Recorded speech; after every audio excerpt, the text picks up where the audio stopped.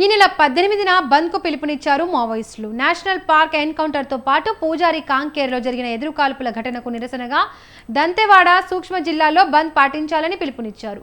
Maoist party దక్షిణ sub zonal bureau అధికార ప్రతినిధి సమత ఈ మేరకు ఓ లేఖ విడుదల చేసింది. మావోయిస్టు పార్టీ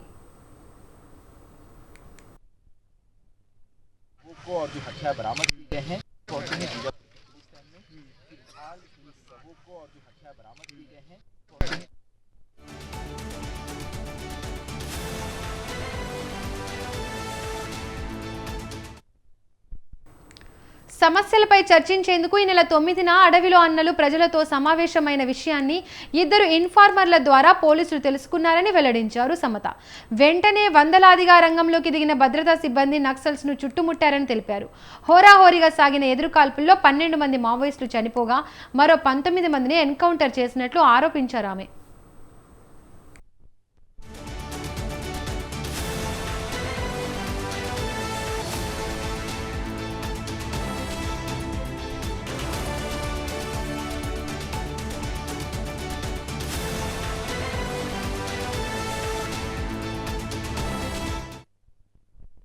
టేకుమట్ల అటవీ ప్రాంతంలో చనిపోయిన వారిలో డివిసిఎం కల్ము ఉంగల్, విపిసిఎం కల్ము హేమ్లు, ఏసీఎంలు సుభాష్, సోమ, భజని సహా మొత్తం 31 మంది మృతి చెందినట్లు వెల్లడించారు. నేషనల్ పార్క్ తోడ్కా పూజారి కాంకేర్లో మావోయిస్టుల పేరుతో అమాయక ప్రజలను కాల్చి చంపడమే కాకుండా మహిళలపై అత్యాచారాలు చేశారని ఆరోపించారు.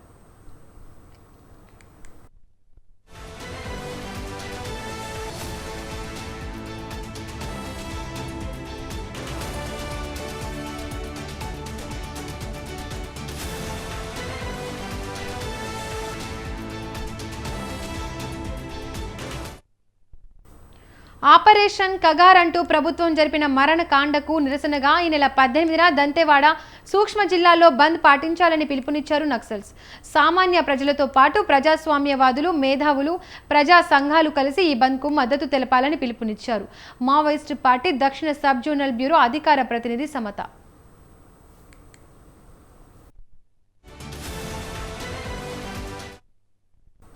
మావోయిస్టుల బంద్ పిలుపుతో అప్రమత్తమయ్యారు పోలీసులు, భద్రతా బలగాలు. ఎక్కడా ఎలాంటి అవాంఛనీయ ఘటనలు చోటు చేసుకోకుండా ముందు జాగ్రత్త చర్యలు తీసుకుంటున్నారు.